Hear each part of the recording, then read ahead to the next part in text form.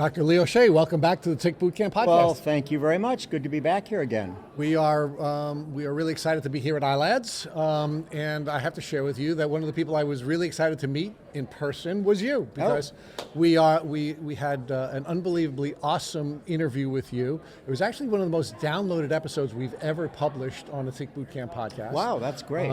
And you were one of the first people to make fun of me before we even got to know each other well. So we know that we're always going to have exciting interviews with you, and in all seriousness, you're probably the most quoted former guest on our podcast. And one of the things that you impressed upon Matt and I in a very powerful way was that you argued to us that psychiatric and psychological symptoms have a physiological foundation. There is a physical basis for the psychological and psychiatric symptoms that our community is suffering. So can you build that out a little bit more for us, because that was really important for us? Sure. I think if you look at the history of psychiatric conditions, it's gone from a time where it was theological in nature, where the devil was causing all of these problems, to later, as the centuries moved forward, scientists began to see that there was a difference between the physiological functioning and the mental health functioning, and wanted then to figure out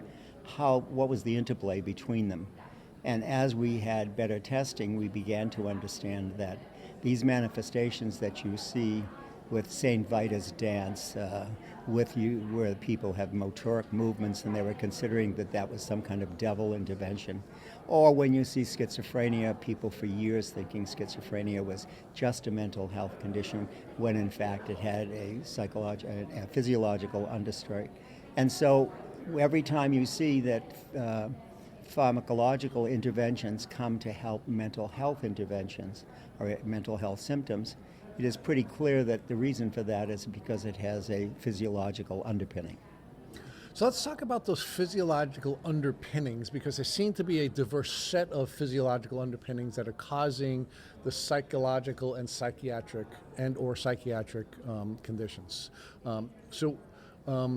One of the things that we recommend to everyone who seeks our advice is that they actually should begin the process of healing with a psychologist. We believe you should have a psychologist on your team first, because there are going to be a series of events that have led you to become chronically ill, many of which are psychological in nature. We then, of course, recommend that they work with a medical doctor as well, but so few of the people that we had interviewed in the past had worked with psychologists in tandem with their medical doctor. So let's talk about the events that can lead up to chronic illness. First, coming in contact with doctors who we all believe are going to make us better as soon as we come into their office. And in many cases, what happens in the Lyme community is they're gaslit. Their doctors are telling them that there's nothing wrong with them, and that is going to have an emotional impact on someone and make their immunosuppression even greater. So can we first talk about that piece, which is the challenges that come along with doctors who are trained in an acute care system and patients who are walking into an acute care system but have a chronic illness that the doctors are either not properly educated to diagnose and treat, and or are not willing to diagnose and treat because of the challenges professionally with treating people with Lyme disease. You bring up a very good point. It's certainly a complex world that we're dealing in. And Lyme disease itself and all the tick-borne illnesses are complex in themselves, and they are misperceived in many cases. And we have known over the last 25 years that individuals have increasingly in the medical field understood more and more about how to diagnose and treat Lyme disease, but there are still a huge amount of people that don't really understand it or give short shrift to the symptoms. And as we know, for these diseases, symptomology is one of the most important things we have to focus on.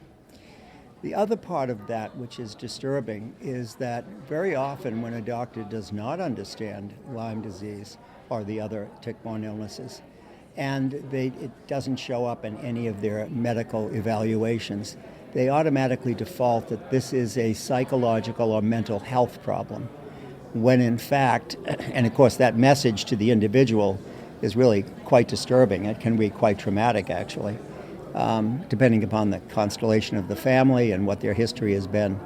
And so oftentimes what we encounter is individuals coming to us saying, I'm told that I have a psychological disorder. And first, one of the things that we want to do is to be able to say, well, wait a minute, tell me about what went on in your physical examination with the physician and why he suggested that this was a psychological disorder, and how, in fact, he could make that determination unless he was a psychiatrist. Right. Because that's what psychiatrists are trained for. That's not what infectious disease doctors are trained for or anybody else. One would, if we had a heart problem, you wouldn't go to an orthopedic surgeon for your heart problem. You'd go to a cardiac surgeon. So if in fact there's a mental health disorder, the first thing a physician should do is recommend that the individual see a psychiatrist so that there can be a proper diagnosis made if in fact it is truly a mental health disorder. But doesn't that get to the heart of what you taught us during the podcast we did with you, the long form podcast, which is that the psychiatric and the psychological presentations have a physiological foundation. Yes. And wouldn't the proper conclusion that an infectious disease doctor should come to is that I have to find the root cause and send them to someone who's going to help them find the root cause, whether that be a psychiatrist or some other medical professional, rather than saying this is a psychiatric or psychological disease, this is presenting with psychiatric or psychological symptomology, but is a foundationally Mr. or Ms. patient, a physiological disease. Yeah, I think that comes to both a lack of education on one hand and an arrogance on the other. And that happens in all professions. It certainly happens in medicine, happens in psychology, where individuals feel that they have been educated in a particular field, and if the results do not substantiate their education, then it must be something else. But the something else is the real question. What do I do if I don't understand it? Then who would I recommend take a look at this that might be beneficial in understanding it better? So let's just say in psychology, an individual who is working with a child who has attention deficit disorder. That's suddenly come on. And the child's education and performance in the classroom has suddenly declined. It is unlikely that, in fact, that's an attention deficit disorder. If it happens that quickly, there is something else that's going on that needs to be looked at, and that's when the physician should say, well, I may be the pediatrician, but I think it probably would be a good idea if you get an evaluation by a neuropsychologist to look at, in fact, whether this is ADHD or what type of ADHD it is, because they're really not trained to make that determination immediately. Now, there are some times when it's quite obvious, but at other times it's not, and that's when you have to turn to other people in your own profession who specialize. So I think that's important. I'd like to talk to you now about the social isolation that often comes along with people who are chronically ill from Lyme disease in particular. One of the things that we shared with you when we interviewed you the first time was that my traditional co-host, Matt Sabatello, had lost contact with his entire social circle. In fact, I became his social circle when I was studying Lyme disease and trying to overcome, a tick bite so that I would not become chronically ill. And I was saddened to find out that the only person he was talking to outside of his family was me. So this is a socially isolating disease, and of course that's going to have an impact on your neural pathways as well. So can we talk about that aspect and how that plays a large role in the healing journey, and why it's important to work with a psychologist to help you to deal with those challenges so that you're not in constant fight or flight and in a position where you can't heal? Yeah, and I would say I'm going to address the Lyme question, but since I work in rehabilitation medicine and rehabilitation psychology, I see a vast number of people who have neurological illnesses and orthopedic injuries. And one of the key components for our programs at NYU is when we have a patient, we ask that the patient bring their family in so that we can provide a psychoeducation for the family, because the family so often misunderstands the components of the illness.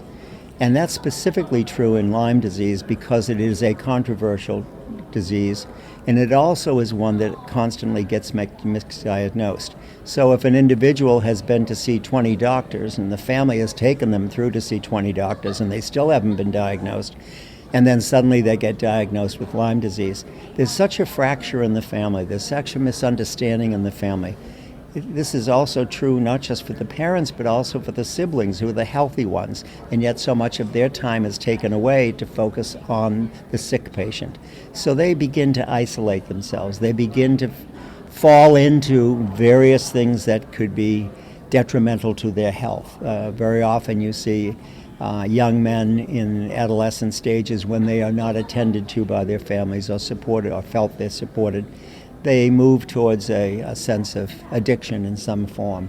For young women, there's a tendency to move towards more promiscuity, to feel that someone loves them, that someone is attached to them, that they have worth. And so these things are very important to bring the family unit in to understand the components of the disease and answer all of their questions. And not only to do that initially, but to remind them that over time, treatment is going to change, medication is going to change, the reactions to all of that is going to change, and the family should understand that. So when I'm working with patients who have Lyme disease, I also want to have not just the psychoeducation component with the family when we start, but remind them that every time there's a new treatment that's used or a new medication, I would like them to come back in so that we can have an understanding of how this has progressed and what they see now and what the changes have been and how I can help them understand those. There's one more piece I'm going to talk with you about, which is the loss of purpose or loss of identity as a result of a chronic illness preventing you from either completing schooling or your job or any of the other things that we use as part of defining our purpose. Can you talk to us about what you've observed about Lyme patients who have lost their identity as a result of not being able to either go to school or go to work or both prior to going on their treatment path? Yeah, I'm specifically thinking of a case that I've worked with, a young man who is a particularly good basketball player, and the fellows on his team graduated from high school with him, and several went off to very good universities where they are on the basketball team. Maybe not on the first team, but they're at least bench warmers on very good schools. Right. And he sees them every time they come home. But he sees them less and less now because they have advanced. They are now graduating from their universities. He still is not over all of the symptoms that have caused him. And so he has regressed into staying in his room, not really want to follow up with the guys when they call. Why should I go there? I don't have anything to contribute. And he's moved into a sense of depression, which fortunately some of the very important people in ILADS who deal with psychiatric medications are working with him to help alleviate that. But it's caused an enormous problem in his family too, because his father didn't understand it initially. His mother, who is an extraordinary woman and in the medical field, has worked very hard, but she's felt burdened by all of it because she has to then handle all of the other kids, plus her husband, plus her son. And he feels then that he's taken away from the family, and so that increases his sense of depression. I've deprived my sisters from getting ahead in the way that they would like because all the time is spent on me, so I just don't want to talk to anybody. I don't even want to go down to the dining room table and eat at night because I've got nothing to contribute.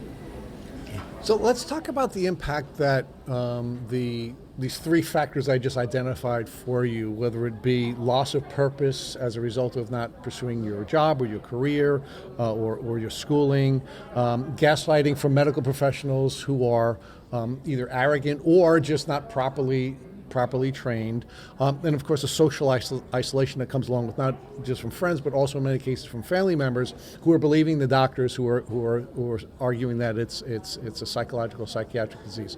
What impact does that have on your neural pathways, and what impact does that have on the presentation of your nervous system, either as in the sympathetic or parasympathetic expression of your nervous system? So what happens there is the individual, there are a series of components which can occur. Some becomes a sense of irritability, which is very often expressed as an underlying depression.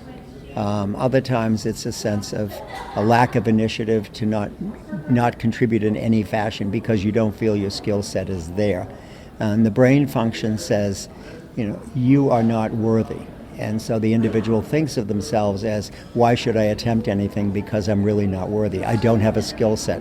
So one of the things that we do as psychologists is to understand that that's probably an underlying component, and how do we build on that?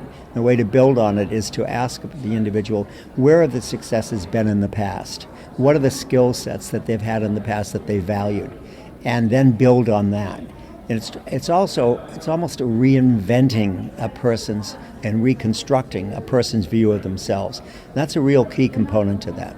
And these events that we had just outlined, or these categories of events, will have an impact on the way they perceive themselves. Absolutely, and it has an impact not only on the way that they perceive themselves, but the way they perceive the world and the way they perceive their opportunities in the world. And if you can get an individual to begin to think that I may have a reduced set of skills, but I have those skills, and they can be refurbished over time, then they have a different view of the way the world is.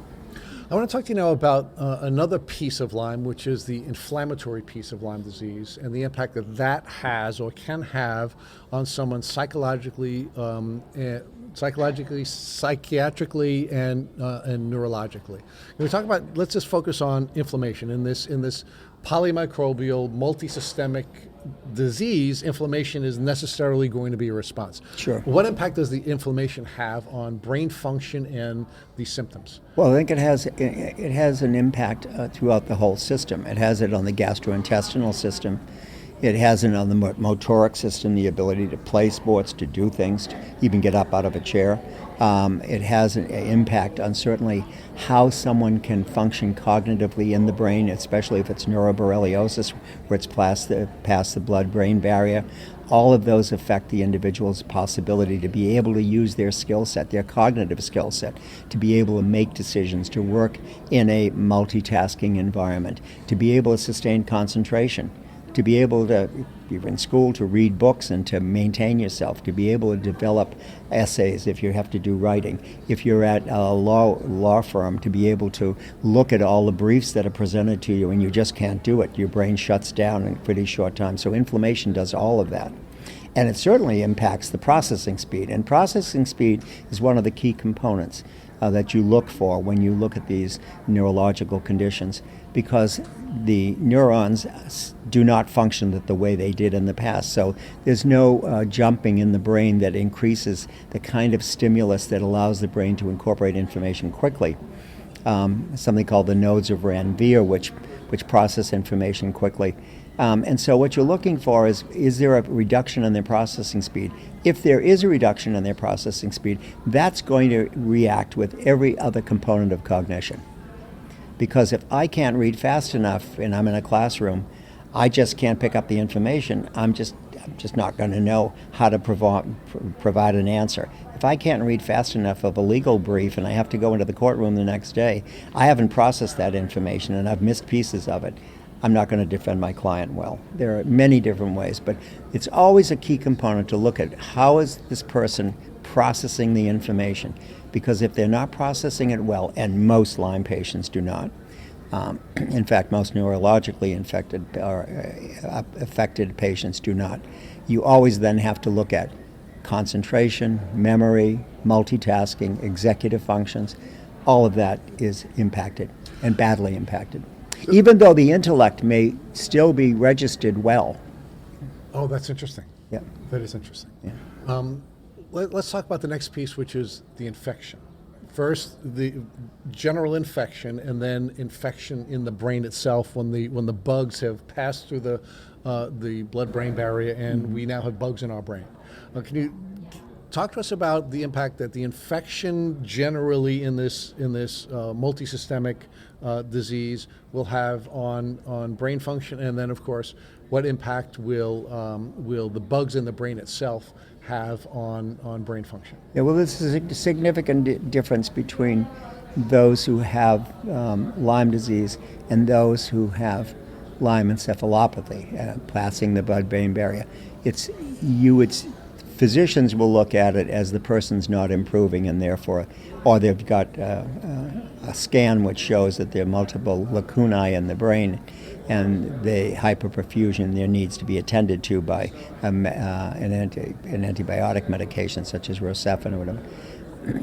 But the other part of that is that individuals from a psychological standpoint are looking at an increase in the decline in function. So when you have an individual who's got Lyme disease, you look for, one of the things we want to look for is a baseline in processing speed, attention, concentration, etc. But we want to know if the medication that's been induced or introduced has any way made a difference in the person's functioning. When you see that the person continues to have problems, but those problems have increased in gravity, then you're looking at the possibility of neuroborreliosis and the idea that this has infected the brain. And you will see that because the person will get slower, they will remember less, especially their working memory, especially their short-term memory, not so much the long-term memory, but that calculations in mathematics, being able to sustain reading, all of that starts going down, down, down, down, down. And that's when you really recognize that despite the medication and everybody's best efforts, that this person is not improving. And therefore, it probably has passed the blood-brain barrier. And the infection then is much, much more profound than it would be normally. Now, are you able to work back from the psychological or psychiatric symptoms to determine whether it's triggered by inflammatory processes or infectious processes or by past traumatic events? Well, trauma is a whole different thing because trauma is multidimensional. We have to ask ourselves what in essence is the trauma. The trauma may be that the diagnosis of Lyme disease is a trauma. That's what I was referring to. The trauma may be that there is sustained abuse in the house much before the individual got a diagnosis. The trauma may mean that it's multi-generational, where people are children or grandchildren of people who've gone through horrible tragedies in their lives, Holocaust, multiple, the idea of all of these things that happen in the world that are chaotic in various countries, and the idea of forced immigration, etc. All of those things come down to a multi-generational trauma also. So I think it's, rather than just saying it's the trauma of the diagnosis, you also have to investigate what are the predisposing aspects of that trauma that have existed in the person's life. Which have made them more vulnerable to the yeah, disease. Yeah, absolutely. It makes them more vulnerable to it. And that is true also if you just think if someone's working out and they've exercised their body to a degree one day, they are more vulnerable to problems the next day until they give themselves some time for relaxation and recovery from it. If someone's in a home where there's constant trauma or constant discord between the families and they get a diagnosis, you can imagine that diagnosis is not going to be helpful to the discord in the family or to the individual. Which is why it's so important for folks in this community to work with a therapist immediately upon the diagnosis. I really believe that, Dr. Shea, because I do think you have to explore the possibility of multi-generational trauma. You have to explore pre-disease traumatic experiences, and you have to explore and work through all of the processes we just talked about, whether it be social isolation, loss of purpose, of course, medical gaslighting. I mean, there's this unbelievably powerful overlay that you're walking into this healing experience with, and if you have all of that collective, I don't know what to call it, traumatic experiences to begin your treatment journey, it's going to impact your ability to believe whether you can heal. And if you don't believe you're going to heal, at least from what we've learned from our podcast, you can't heal. Yeah, the other part of that too is one of the variables is the multiple medical trauma that has occurred in the life of the family. So, do you have a mother that had cancer, breast cancer? Do you have a sister who's autistic? And suddenly you get a diagnosis on top of it. How did the family deal with it? What have you seen in the family and the way they dealt with their other problems? Yeah. And so one of the things I always encourage physicians to do when they call me and they say that they have a question about Lyme disease, And I say the best thing we can do is just let's get a cognitive baseline on the person through a neuropsych. And then once we've made the diagnosis in concert with the physician, then let's bring the family in and have a psychoeducational understanding of what this disease is, how do we go about it, what are you going to encounter in the future, what are the roles that you're going to play, what are the roles that you want your children to play, what are the roles that each one of you feels that you should be playing here, how are those roles going to change over time? Two more areas. I will keep you all night if I was allowed to, but I do have two more areas I'd like to explore with you. The first is the type of bug that's causing the infectious process. One of the things we're seeing a lot of in the community of people we're interviewing is that they're really just diagnosed with Borrelia. That there seems to be a big three that is sort of presenting itself over and over again, with Bartonella being one of those diseases, and Babesia as a third. We just keep seeing that pattern over and over and over again, and it seems to be accelerating now that we've been doing this for 5 years. We're seeing it much more often than we did even 5 years ago. Are you seeing different psychiatric and psychological presentations with the big three, as opposed to someone who just has a Borrelia infection? Yeah, there tends to be. It's hard to discriminate it because they are usually not separated.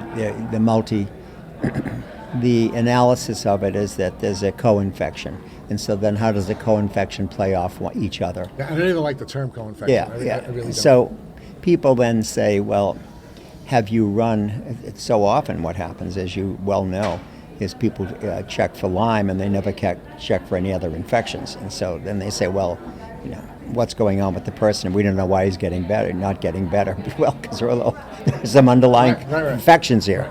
But from the standpoint of an individual, you have to really take time to, one, understand what that is, and two, once you have an idea of what the diagnosis is, and if it were just Bartonella, one thing, if it were Babesia, if it was Lyme, or if it was all of them, if it's all of them, it's very hard to separate them out. With Bartonella, what you see is that there are specific kinds of things in Bartonella. You see the striations, you also see the change in feet patterns and the temperatures there. But you also tend to have a greater sense of irritability, anger. More often when I hear with families where the child is expressing anger and threatening people in the family. Rage. Right? Yeah, and so you see that rage. It's one of the things that stands out for you. This may be a stronger strain of Bartonella that's in the child, and so that's what we think of. Then the question is, well, how do you deal with that? And the child that threatens their father, I remember one time a child coming into the parents' bedroom and late at night, and parents were sleeping, and father woke up and said, "What are you doing?" He was looking for the gun that his father was a policeman. It was in the lockbox, and he was looking for the gun, and he said, "What do you want?" And he said, "Because I want to kill you." And this was just a rage he was going through. Child properly medicated a couple of months later was just fine. But it's so frightening for a family for that to happen. It seems like an invented story, but it's not. Last piece I'd like to discuss with you in very general terms, I know this could be a podcast in and of itself, is terrain. And what I mean by terrain is there seem to be so many environmental factors that are going to have an impact on the psychiatric and psychological presentation. For example, mold or heavy metals, or there can be a whole host of terrain issues, and I'll add to that gut issues that could be a part of that terrain. Can you give us a sense of what type of terrain issues you would be looking at when treating someone that has psychiatric and psychological presentations? Well, you bring up a good point. One of the things that you always look for, especially in pediatric populations, is when they talk about gut issues. The kid who doesn't want to go to school, my stomach hurts me. Well, that may be a psychological issue and has nothing to do with a gastrointestinal issue. Right. Or it may be, in fact, a true gastrointestinal issue, and the kid knows that he doesn't want to go to school because he's not going to be able to go to the bathroom or whatever Right. is necessary. But terrain issues are really important because we look at terrain issues from the standpoint of the populations of where they've been and what they've been doing. So take a look at the military. When they are in terrains all over this world, what kind of terrains have they been in? What kinds of possibilities have they had for infection? When you look at individuals who are living by mining sites, and I've just done some work on that, what are the metallurgic aspects that have entered their brain? What have it been like where the animals are dying drinking from the water that's in the river where the mothers are drinking every day and making their foods from that same kind of water, and so what has done that to affect the brain? So you really have to look at what is the background of the individual and where they've been, and talk about the terrain. What kind of accidents may they have been in? There are all kinds of things that occur.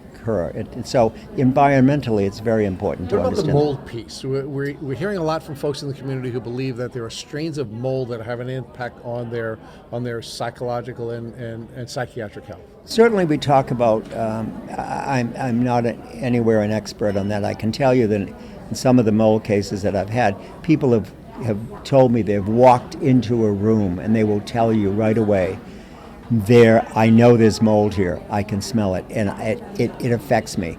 And so it affects them in a whole host of sociological ways. I don't want to go to certain restaurants, I don't want to go into people's houses, I don't want to go to certain venues which have it, I'm afraid about the mold and the smell. So that's a real psychological component to the actual mold that affects their brain. So the last piece I want to ask you about, so I can let you go rather than keeping you all night, is going to be the impact that antibiotics have on gut health and what psychiatric or psychological presentations may present based on changes in the gut terrain and the impact that has on brain health. Yeah, that's really a medical question more than a psychology question. What we do know is those people who have those conditions then have a particular kind of psychological fear that occurs, very often about control over bowel mechanisms, etc., or the idea of control over acid reflux and other kinds of things, how that affects the food they might eat, how it affects the nutrition, how might it affects their glass of wine at night so they can't have it, how it affects them when they're playing sports. I have a client right now who has it, and he cannot work out anymore because every time he does, he vomits. So. And it's because he feels that this gastrointestinal problem as a result of his Lyme doesn't allow him to do the things. He's lost weight. He doesn't feel that he can work out with his friends anymore. He doesn't go to social things. All of this is a gastrointestinal problem truly related to his Lyme. And it's made him more depressed. So tell me where ILADS, which is the leader in this industry, with recommending the team approach to treating Lyme patients, meaning both a psychological, psychiatric professional as well as a medical professional. Now, and I should note, I know you're a past president of ILADS, so that's a very good sign in my view that a psychologist would be the president of this organization. But tell me where the training is and the recommendations for this team approach. Yeah, I mean, it's sure. I got the job. I'm not. I think I'm the only psychologist that ever led a medical society, but that was out of sheer luck, or else they decided nobody else wanted to do it. I think it's a great sign for the organization, and I appreciate your humility, but I know it's more than that. No, I think what happens is as we became more educated in the idea of the illness, there are also a number of psychiatrists who took on an understanding of Lyme early on, such as Brian Fallon and Bob Bransfield. They wrote papers discussing what the psychiatric components were of Lyme disease, which really opened up the field to be looked at by psychologists. It is still something that we need to work on very seriously with doctors throughout the country to let them know that the way that you want to approach this disease is multidimensional. It cannot be just a medical approach. Dr. Shea, as always, it's wonderful to talk with you. Thank you so much. Please stay in touch. We'll have to catch up with you for another long-form podcast. Thank you very much, and good luck. Thank you.